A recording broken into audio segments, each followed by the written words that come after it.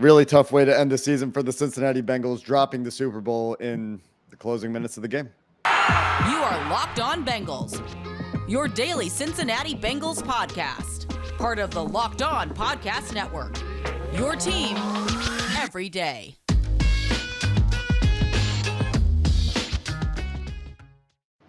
What up, Bengals fans, and welcome to another episode of the Locked On Bengals podcast. I'm Jake Lisco. He's James Rapine. Thanks for listening to the Locked On Bengals podcast, part of the Locked On Podcast Network, your team every day. Thanks for making us your first listen, free and available on all platforms. James, that was not the way that game was supposed to end. Joe Burrow battling through a knee injury. Joe Mixon not on the field when the Bengals decided to run the ball on a 3rd and 1. And honestly, James, I'm going to say I understand the decision-making there. They were running the ball pretty well in this game, and you get a first down, you open it back up. But I don't understand why Joe Mixon isn't on the field on that drive. And it wasn't just that play. He wasn't on the field on that drive, and he wasn't hurt. Yeah, I mean, that's a big part of it, right? It's 23-20. You just need a field goal. Joe Mixon's your best running back, not your second best running back, not your 5th best running back. It's not Samaje Perine. 34 isn't making, $12 million a year. It's Joe Mixon. So I don't know what the hell is going on, especially on the 3rd down. Honestly, there was multiple times when, and it's been this way, man. And I know Samaje Perine had the big touchdown against the Chiefs, but there's been multiple times this year where it's felt that way. And multiple times in this game, not just on that drive, where I was like, why is Mixon not in right now? So I don't know why. I don't know what the thought process was there. But there's a couple things, that stand out. And we can talk about the penalties and stuff like that. But to me, Tyler Boyd's drop, he's had one drop all season. One, and it was them. It's crazy. It never happens. He never drops a ball. It never drops it in practice. Go ahead. And it's been like 2 years since the last drop. And yeah, go ahead. Yeah, it's so that happens. Then the defense is so used to coming up with a stop, and you're expecting them to get a stop, and they get it to 4th down. And Sean McVay does Sean McVay things. Cooper Kupp, that nice 7-yard run. And then Kupp said, all right, I'm going to go take Super Bowl MVP. And again, we'll talk about the flag, I'm sure, at least one of them.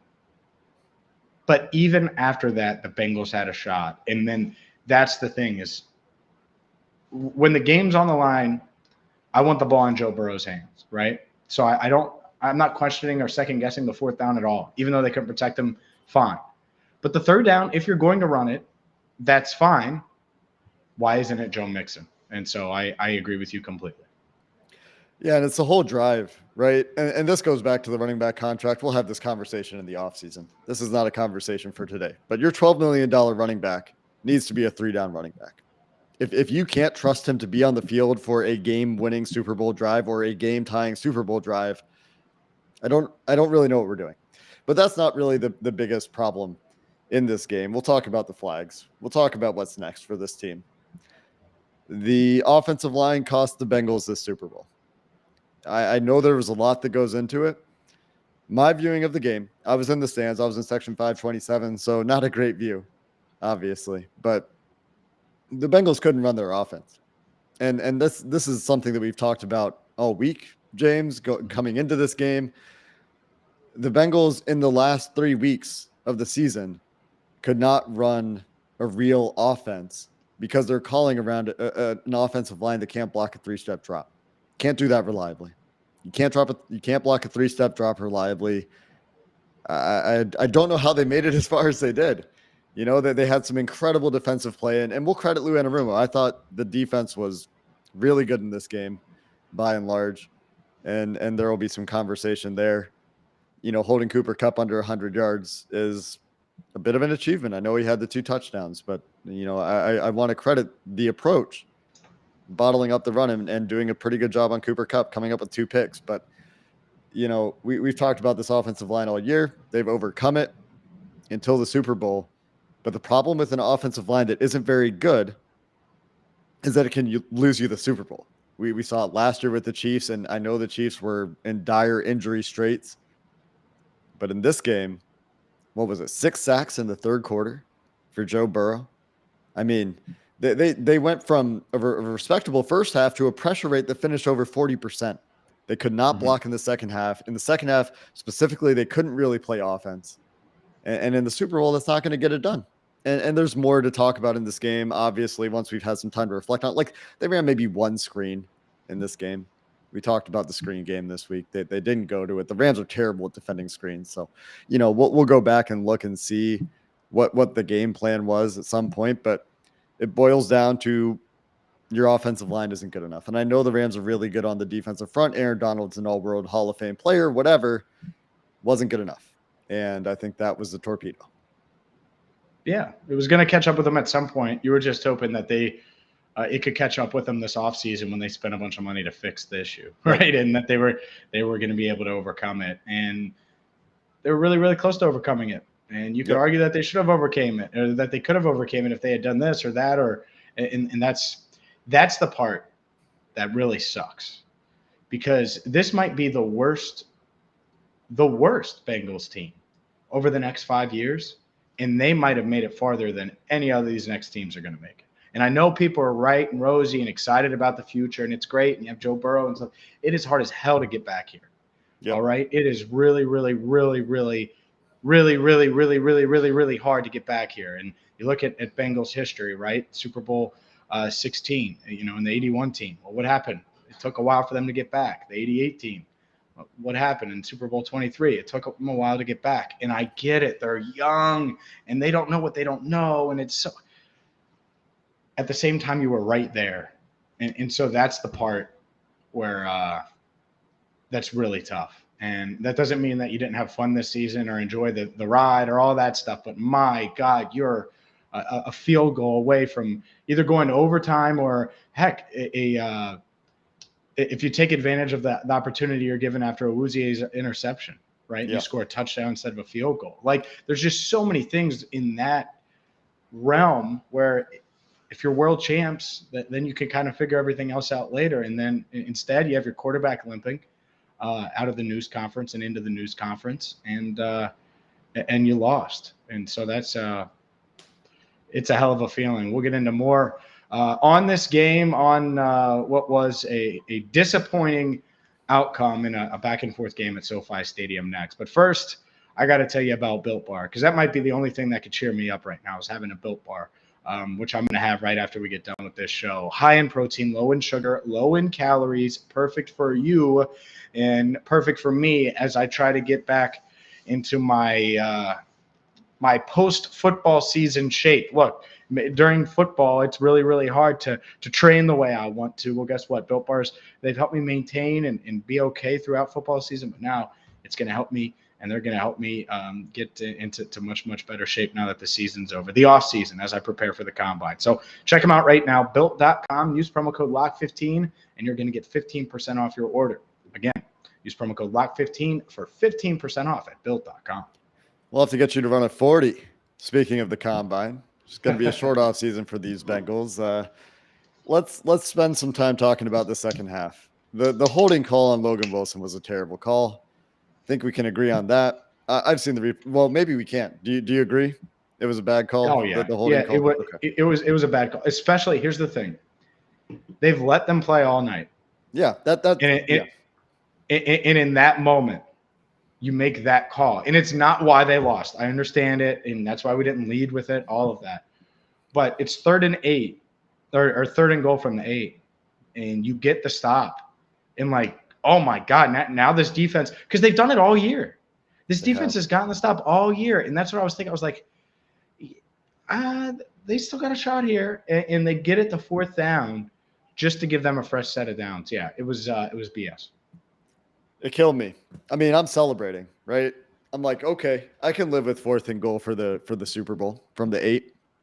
Not an ideal drive, right? They give up a lot on that drive. Matt Stafford has a gutty drive. Credit him for playing through an ankle sprain, and making some good throws there down the stretch. But that call came out of nowhere, man.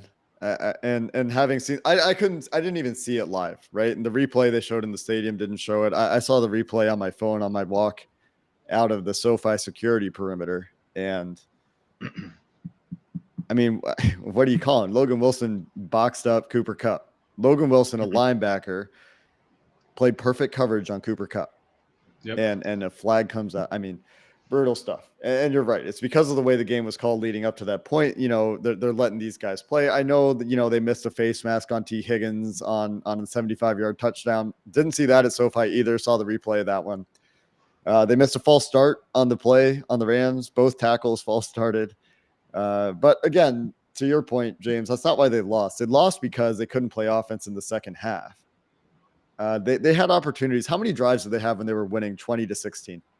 When they could have scored a touchdown and put the game effectively out of reach the way the defense was playing? At least 4. Yeah. I don't know how many it was exactly, but the inability for them to execute on offense consistently, couldn't get past midfield, it felt like, in the second half. Well, yeah, I mean, I'll tell you. So they had the touchdown, right, to Higgins. Yep. And then the field goal. Yep. And then punt, turnover on downs, and even the field goal you had to settle, right? So outside of the explosive play, it's been pretty, I mean, an 8-play, 11-yard drive to get the field goal. Well, that's not good. And then 3 plays, -3, 3 plays, 5 yards, 5 plays, 12 yards, 7 plays, 24 yards, and then 5 plays, 26 yards. And it did feel like they were going to get downfield after the explosive to chase, the 17-yarder up the sideline. Yeah. And you're like, okay, and that's, it's their offense, which, God, I can't believe, right? I can't believe that's what we're, that the offense, saying it out loud like that with those weapons. But you're right. It's because they couldn't protect enough to be functional, right? And Aaron Donald and Von Miller, literally, for the game, what did we say? They can't wreck the game. They wrecked the game in the second half. And it was just enough, even though the Bengals had the edge and had a lead and rallied from a 13-3 deficit early to take that lead. And it wasn't enough. And now you have Joe Burrow hurt. I mean, talk about disaster scenario here. I mean, there are a lot of good things in this game. Don't get me wrong. A lot of great things in this season. And after a loss in the Super Bowl, it's hard to be too positive. We'll talk about the offseason outlook and all this. But not only did he get sacked 7 times and the offense got torpedoed in the second half, he's hurt. Yeah. And now we have to wait and see, did he just sprain an MCL? Maybe he's okay. He played through it. So hopefully it's not too bad. But I think it's an MCL. I think you just nailed it. Just the way it twisted, and I'm not a doc, but the way it looked, and then the way he was able to play through it. Hopefully that's the case. Obviously, if it was something more serious, I think we would know. Let me ask you a question. How do you think Joe Burrow played in this game? He was shaky early, and when they were protecting, and that's the part, right? So I'm trying to think. Yeah, he forced it. Was it on their first drive? He threw it to Chase, and the linebacker came off and deflected the ball. Yep. And he had Higgins wide open. Yep. So there was one. Then he skipped the ball to Chase. Yeah. I feel like that was in the was that in the first half too? That one was in the second half. Okay. So he skipped the ball to Chase too, where Chase is open, and then they had to punt. Yep. Those are 2 huge plays. Just momentum wise, the beginning of the game, get a first down, try to get things rolling and moving. And then the one to Chase, obviously, we just mentioned that the second half struggles on offense. I mean, that would have been one of their biggest plays of the second half had he completed it. Yeah, and even the ball placement wasn't great for me. Just from what I could tell, there, the Jamar Chase, he had a slant in the first half where he has to go 1 foot off the ground to catch the ball instead of Joe Burrow hits Jamar Chase in the numbers on a slant 9 out of 10 times at least, and for whatever reason, Joe's a little shaky in that first half specifically, and he made some great plays in this game too. The deep ball to Chase in Ramsey's coverage is a heck of a throw, heck of a catch. Great throw to T. Higgins to step up and extend that play and find T. Higgins on the left sideline, face mask or not, whatever, don't care. Didn't see it in the game. It wasn't called. Great play from Burrow. I thought he ate some sacks he shouldn't have eaten. I think that there are some balls that he could have gotten rid of and instead took some sacks. But hard to put it on him. I think he was in a pretty tough situation. And the offense just, they know what they have, right? They know what they're calling plays around. And everyone, not everyone, some people are like Zach Taylor needs to stop calling plays. They need to get a real offensive coordinator.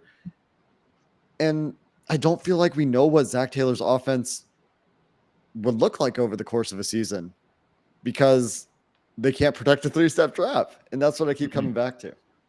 Yeah, no, I get it. They couldn't function. And it's going to be a big offseason theme. There's no doubt about it, is that because even if they could have done it on that last play was indicative of it all, right? I mean, I guarantee you Burrow makes a play there on 4th and 1. You don't think so? Like, I think he for sure makes a play, but he has no time. No time. No. And it's I looked up. You saw, well, you were there too. You were here because I'm still here. Next Gen Stats on the board. Yeah. And when they were protecting him well in the first half, his time to throw was like 1.9 seconds. Stafford had an extra second more. Yeah, it was like 2.2 to like 3.2 in the first half, and Burrow finished under 2. That's how the second half went. The pressure rate goes from like 20% to 40% in the second half, like for the game, which means in the second half he was under pressure like 50+% of the time, and his time to throw plummets because he's getting rid of it quickly and he's still under pressure. I think I saw like lowest pass block win rate in any game this season for any team was the Cincinnati Bengals tonight in the Super Bowl. Whatever issues you have with pass block win rate, I don't know. I'm letting myself get worked up a little bit over the offensive line here. No, I get it. I get it. And we can continue this conversation. But hopefully you did take the Bengals plus 4.5, where I bet online when you went to bet online because, the Bengals covered the spread in the big game. And, football is over. But basketball is full steam ahead. You got James Harden on the 76ers. You got Ben Simmons on the Nets. He'll be coming back. Maybe Kevin Durant and Ben Simmons can be one heck of a combination. BetOnline remains the best spot for all of your scores, podcast news this season. And betonline.net is your source for hockey, boxing, UFC odds, and Olympic coverage. So go there now. BetOnline.net. Or use your mobile device to learn more about the trends in action. Bet online, where the game starts. Yeah, they covered. Joe Burrow finally lost the game. He was a 3.5-point or worse dog. That's too bad. That trend broke. The trend of coin toss losers winning the Super Bowl continued 8 years. 8 years in a row. Yep. Let's talk path forward, James. I have recorded already for Locked On Today and Locked On NFL, the post-game show for our national programs here on the Locked On Podcast Network. And both of those guys asked me, if you look back in 5-10 years, will this be a fluke for the Bengals? Or, can the Bengals create a dynasty or dynastic sort of leaping point from here? Mm-hmm. Or is this going to be a Dan Marino thing, right? And those are two extremes. And my answer to both of those guys, Peter Bukowski, who does Locked On Today, and Bo Brock, who is doing Locked On NFL, spent the week with them in Radio Row, by the way. Great guys. Really enjoyed meeting them. My answer to both of them was it's entirely dependent on the front office. Do they, A, remain aggressive as they have been the last 2 seasons in free agency, and B, do they hit the right positions and do they hit the guys they sign? Because they were great last offseason.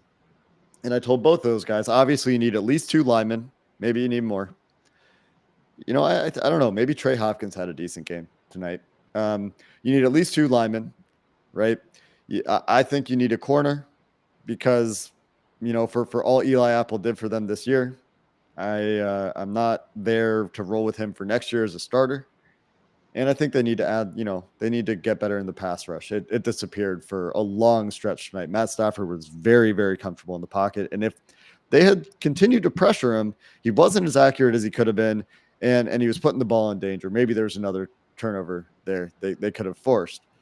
So that was my perspective, James. When you think about the path forward for this team, it feels like a big inflection point, right? Like you have Joe Burrow, you have some guys, Jamar Chase, Joe Mixon, Tyler Boyd, T. Higgins, the defensive guys they've acquired in free agency. But you can't just run it back, right? And that's the question for this front office is will they remain aggressive? What do you think? Yeah, I think they will. I mean, honestly, they'd be idiots if they didn't, because the whole city, the Bengals fans across the country and even across the world are as excited as they've ever been. And so you want to take advantage of that as a business, right?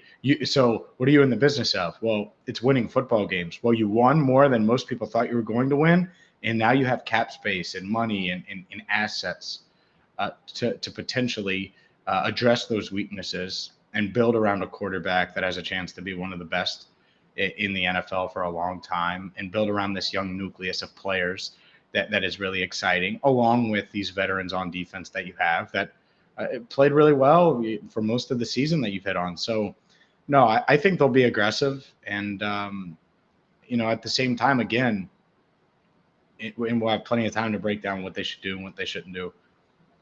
This one, I don't know, man. It's going to take me a little bit to process it, get over it, because they're right there. And again, I know I said their roster is going to be better next. They're going to sign 2 or 3 offensive linemen and draft someone that isn't Jackson Carman, who, by the way, you want to talk about I know they did a really good job front office wise. That is a whiff, okay? It's a whiff, because if you hit on that pick, everything changes. Or if you spend on a $5,000 or $5 million a year lineman, at guard, and it's not a rotating just cluster crap. Anyways, they can address that stuff, but it just sucks because they were that close. Yeah. We personally saw, and I saw again on Saturday night, how many fans were so damn excited and confident and happy and ready for this to happen, because it's never happened ever. People my age, your age, don't remember any titles in Cincinnati.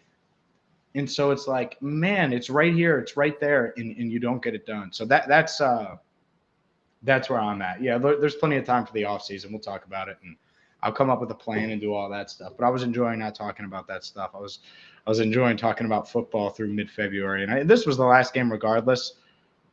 But damn it, you were right there, and it'll be. I don't know if I'm any member on that team, any guy on that team, it's going to be really, really hard to get over that one.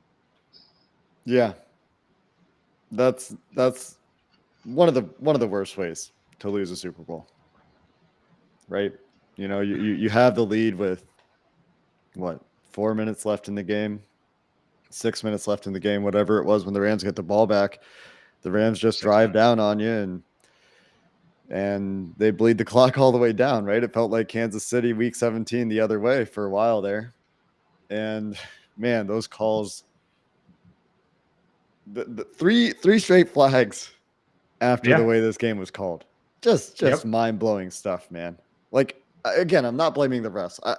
I'm blaming the offense for being non-functional in the second half. I think that's the primary reason they lost the game. But man, is that crazy.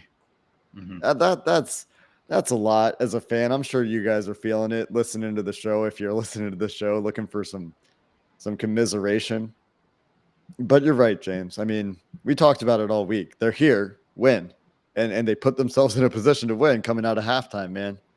Mm-hmm. One more field goal, one more red zone conversion, finding a way to produce offense on one of those, 5 in a row you listed drives in the second half.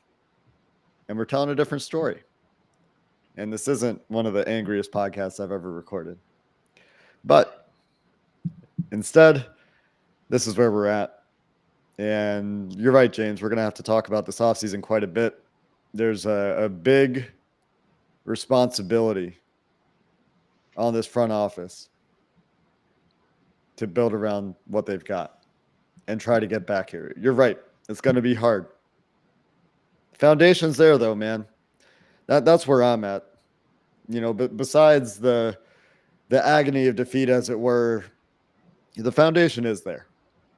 And so, well, yeah, you have the quarterback. Can they build on it? Yeah. They have the quarterback. They have the quarterback on the rookie deal for a couple more years. They have these guys on defense for a couple more years for the most part. Jesse Bates will be a conversation, but we'll talk about all that. We'll talk about all the offseason stuff. And the free agency not too far away. We're not used to that here on Locked On Bengals. We're used to mock draft Monday in December. We got to talk about football here until February 13th. Happy Valentine's Day. Hope you guys can enjoy that a little bit. And that's going to do it, I think, James. Heck of a season. You know, you can appreciate, I think, the run they had. We would have never guessed Super Bowl. I would have never thought we would have been on Radio Row. That was a lot of fun. We'll have to reflect on that this week as well. And that'll be coming up. That'll be coming your way, good listeners, this week. Some off-season talk, some reflection on Radio Row, the Super Bowl week. I'm sure we'll look back on the game, look back at the film as well. But that's going to do it. That's the 2021 Cincinnati Bengals season concluding in Los Angeles. And I have enjoyed this very much, James. Let's do it again next year. Until next time, Bengals fans, hoo-day, and have a good one.